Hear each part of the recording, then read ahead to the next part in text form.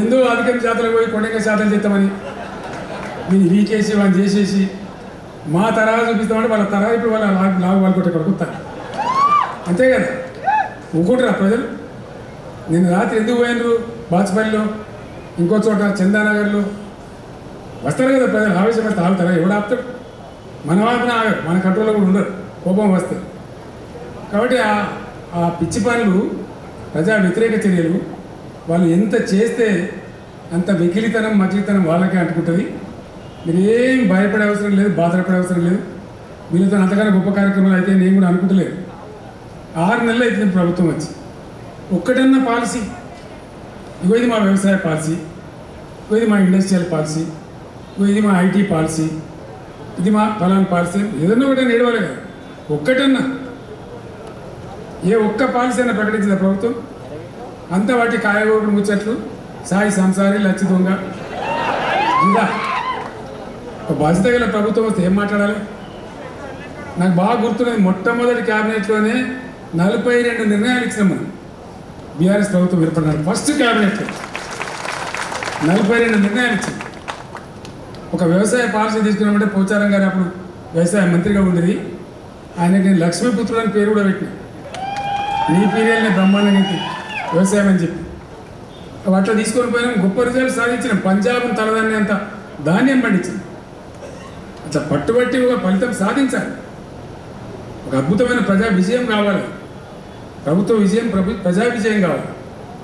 అట్లా ఉండాలి. కానీ ఏం లేదు, వాటికి డబ్బాలు కాలే చూపినట్టు వాటి లొల్లి తప్ప. ఇది లోగో అని, ఈ లోగో అనేది ప్రజల గుండె మీద ఉంటుంది కదా. ఆ రోజు మనం రూపకల్పన చేసినాం.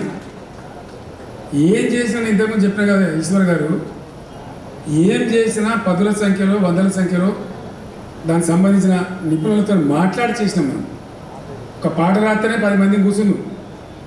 దళిత బంధు పాటలు రాస్తే బాలసేని రప్పించి ఓ 20 మంది కళాకారులను రప్పించి నా పొలం కాడ కూర్చొని ఫామ్లా ఒక వారం తిప్పలవాడు రాసినాం.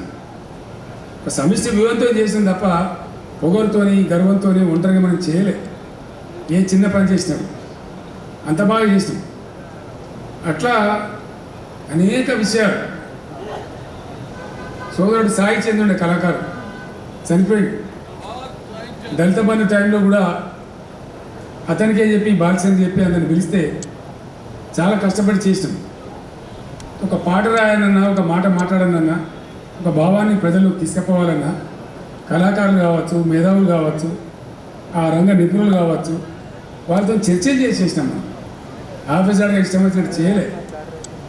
అందువల్లనే మంచి ఫలితాలు వచ్చినాయి, కాంక్రీట్గా వచ్చినాయి. అన్ని వర్గాల ప్రజలకు ఆనందం ఉండే. ఇప్పుడు ఆ ఆనందాన్ని ప్రజలు కోల్పోయినామనే సంగతి ప్రజలకు తెలిసిపోయింది, మన డబ్బా ఒకటి కాదు. కాబట్టి ఎట్టి పరిస్థితుల్లో ఉజ్వలమైన భవిష్యత్తు మనకే ఉంటుంది, బీఆర్ఎస్కే ఉంటుంది. అట్లా మనం ఇంట్లో పడుకోవద్దు.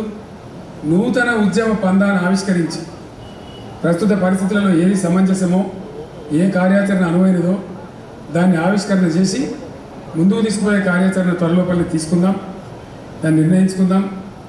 ఎన్నికలు ఉండడం వల్ల మన యొక్క వార్షికోత్సవాన్ని జరుపుకోవాలి. బీఆర్ఎస్ వార్షికోత్సవాన్ని ఏప్రిల్ 27 కరెక్ట్గా ఎలక్షన్ మధ్యలో ఉంది. అది కూడా జరిపే బాధ్యత మన మీద ఉంది. అందరిని పిలుచుకొని ఒక 2 రోజుల పాటు ఘనంగా మన వార్షికోత్సవం కూడా జరుపుకుందాం. బీఆర్ఎస్ వార్షికోత్సవం మిగతా కార్యక్రమాలకు అన్నిటికీ అందరం కలిసి సమిష్టి నిర్ణయం తీసుకొని రూపకల్పన చేసుకుందాం, ముందు కొనసాగుదాం. ఒకటే మాట నేను మీకు చెప్తా ఉన్నా, దేవుడిచ్చినటువంటి ఆయుష్ నాకు ఎంతవరకు ఉంటే అంతవరకు 100కు 100% చివరి శ్వాస వరకు కూడా తెలంగాణ కోసం పనిచేస్తే తప్ప ఎట్టి పరిస్థితుల్లో విశ్రమించే ప్రశ్న లేదు, విరమణ చేసే ప్రశ్న లేదు. తెలంగాణ ప్రజలకు కూడా ఈ వేదిక నుంచి నేను హామీ ఇస్తా ఉన్నా, ఈ పార్టీ పుట్టిందే మీకోసం, ఈ పార్టీ ఉన్నదే మీకోసం.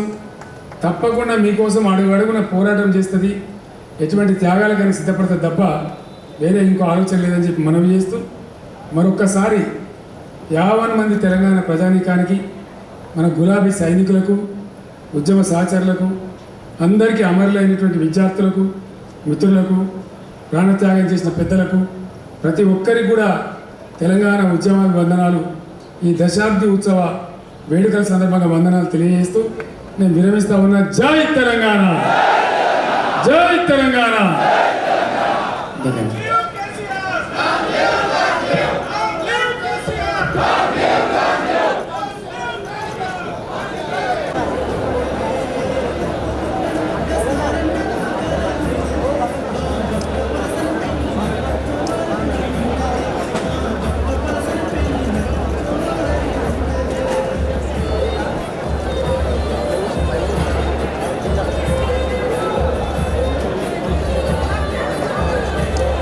భోజనాలు ఉన్నాయి.